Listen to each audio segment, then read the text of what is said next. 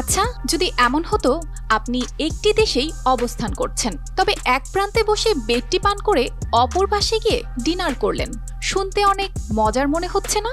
ভাবছেন এ আবার কি অদ্ভুত কথা, এমনটা আবার হয় নাকি?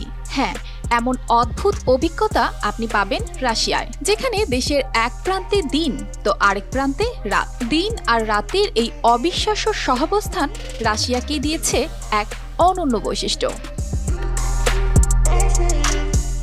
রাশিয়ার উত্তর প্রান্তে রয়েছে মুরমানস্ক শহর, যেখানে মে থেকে জুলাই পর্যন্ত ৭৬ দিন ধরে সূর্য অস্ত যায় না। এই বিশেষ ঘটনাকে বলা হয় মিডনাইট সান। মধ্যরাতে যখন সূর্যের আলো আকাশ জুড়ে থাকে, তখন স্থানীয়রা সময়ের ধারণা ভুলে যান। রাত আর দিন যেন মিলেমিশে একাকার হয়ে যায়।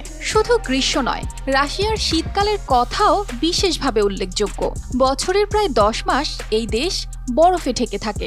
সাইবেরিয়া অঞ্চলে শৈত্যপ্রবাহ এতটাই তীব্র যে এখানে টিকে থাকা যেন এক বড় চ্যালেঞ্জ। তবে রাশিয়ার পশ্চিম এবং দক্ষিণাঞ্চলে কিছুটা উষ্ণতা অনুভূত হয়। এই বৈচিত্র্যই রাশিয়ার প্রকৃতিকে করে তুলেছে অভিনব। এই দেশের আরেকটি মজার দিক হলো এখানে নারীর সংখ্যা পুরুষের তুলনায় অনেক বেশি। এমনকি একসময় রাশিয়ায় দাড়ি রাখাও নিষিদ্ধ ছিল, আর দাড়ি রাখলে জরিমানা দিতে হতো। আজ সে নিয়ম নেই, তবে এটি রাশিয়ার ইতিহাসে এক অদ্ভুত অধ্যায়। রাশিয়ার মানুষের মধ্যে পশুদের জন্য ভালোবাসা বিশেষভাবে উল্লেখ করার মতো। শুধু পোষা প্রাণীর যত্নই নয়, এখানে শিয়ালের জন্য আলাদা থাকার ব্যবস্থা রয়েছে। এটি পশুপ্রেমের এক উজ্জ্বল উদাহরণ। রাশিয়া শুধুই বিস্তীর্ণ ভূমির দেশ নয়, এটি একটি বৈচিত্র্যময় আবহাওয়া ও সংস্কৃতির কেন্দ্র। এই দেশের ১১টি টাইম জোন রয়েছে, যা বিশ্বের অন্য কোনো দেশে নেই।